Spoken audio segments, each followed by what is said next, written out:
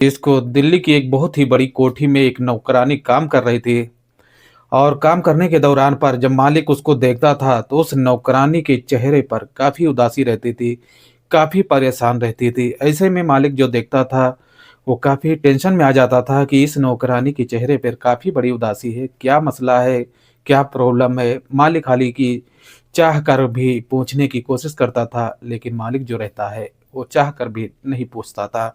क्योंकि नौकरानी से पूछने के लिए उसको काफ़ी शर्म आती थी कि अगर इससे हम पूछते हैं कि बेटी तुम्हारे क्या परेशानी है, तो हालाँकि वो नौकरानी जो है काफ़ी भड़क जाएगी और काफ़ी टेंशन में आ जाएगी कि कुछ बातें ये जान गए हैं इसलिए हमसे पूछ रहे हैं।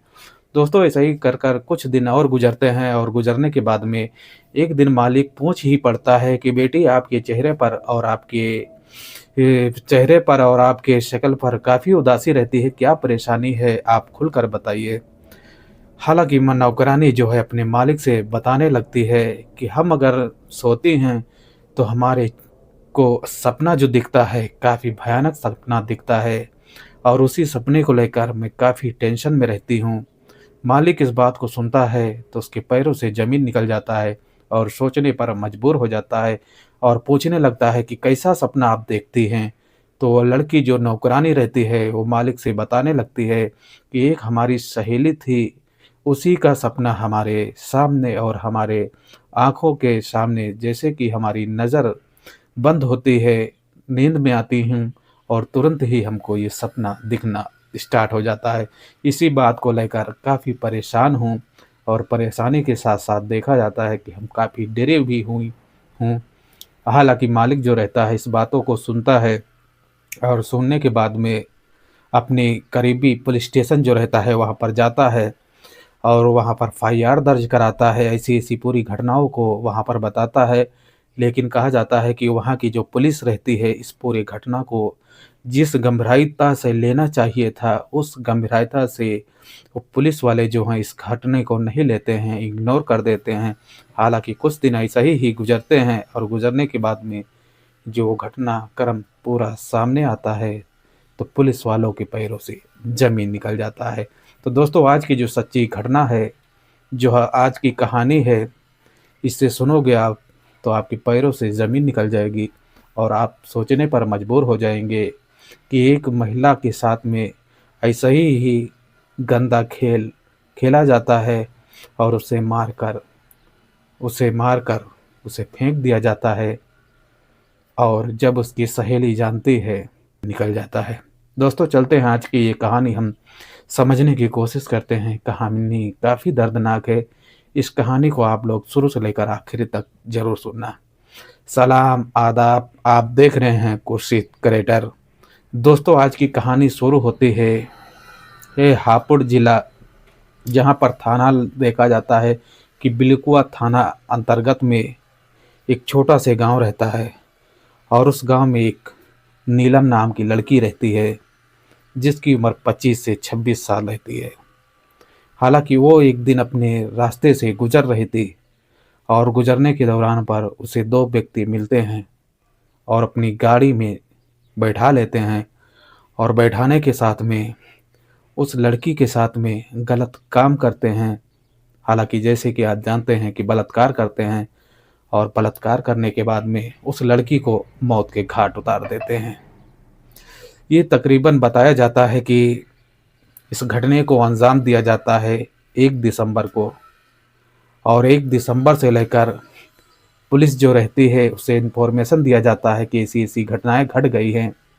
हालाँकि पुलिस जो है इस मामले को फिर से गंभीरता से जांच करने की कोशिश करती है और जांच करने के बाद में देखा जाता है कि 1 दिसंबर से लेकर 12 दिसंबर के बीच में इस केस का बड़ा खुलासा होता है।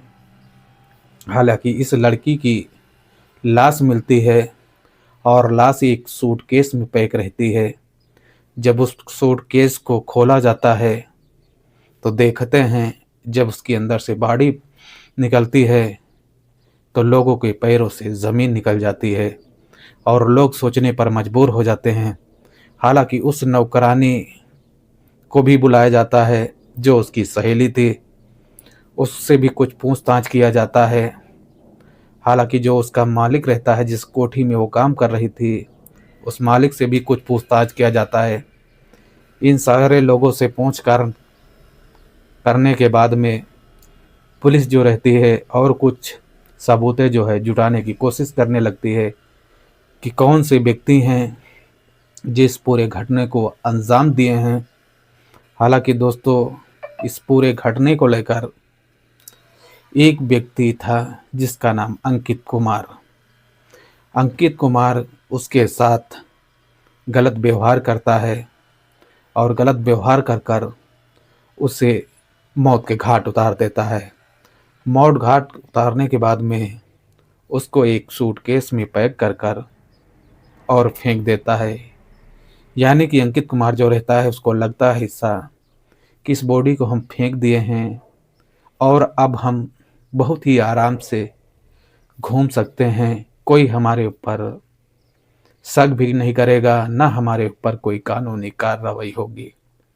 लेकिन दोस्तों, जब इस केस का खुलासा होता है और खुलासा होने के बाद में जब सबूतें जुटाई जाती हैं, तो अंकित कुमार जो रहता है गिरफ्तार होता है।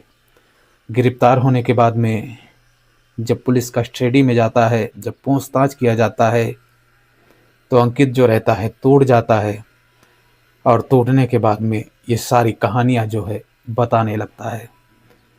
बताने के बाद में दोस्तों देखा जाता है कि अंकित कुमार का तुरंत ही पुलिस कस्टडी में लेकर और इसे कोर्ट अदालत के लिए भेज दिया जाता है। और आने वाले दिन में देखा जाता है दोस्तों कि अब कोर्ट क्या फैसला अंकित को देती है। इसको सज़ा देती है कि इसे छोड़ा जाता है। हालांकि अब देखा जाता है कि कोर्ट की पर ही निर्भर है, कोर्ट अब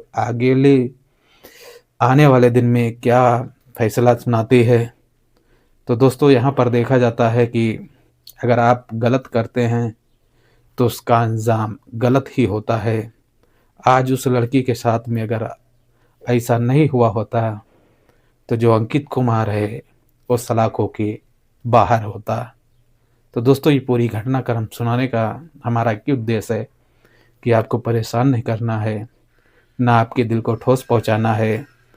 बस इस पूरी घटनाक्रम सुनाने का एक ही मकसद है कि आप लोगों को जागरूक करना है और आप लोगों को संकेत करना है और सचेत करना है कि ऐसी घटनाओं से आपको सावधान रहना है। अगर कहानी में कुछ जानकारी मिली होगी तो चैनल को लाइक और सब्सक्राइब ज़रूर कर लेना। जो क्राइम की स्टोरियाँ रहती हैं, जो नई कहानियाँ रहती हैं, उसे हम अपने चैनल के माध्यम से आप लोगों के लिए अवेयर करते रहते हैं। अगर कुछ जानकारी मिली होगी तो अपने दोस्तों फ्रेंडों में शेयर ज़रूर करना। चलते हैं दोस्तों, मिलते हैं एक नेक्स्ट कहानी में। जय हिंद, जय भारत।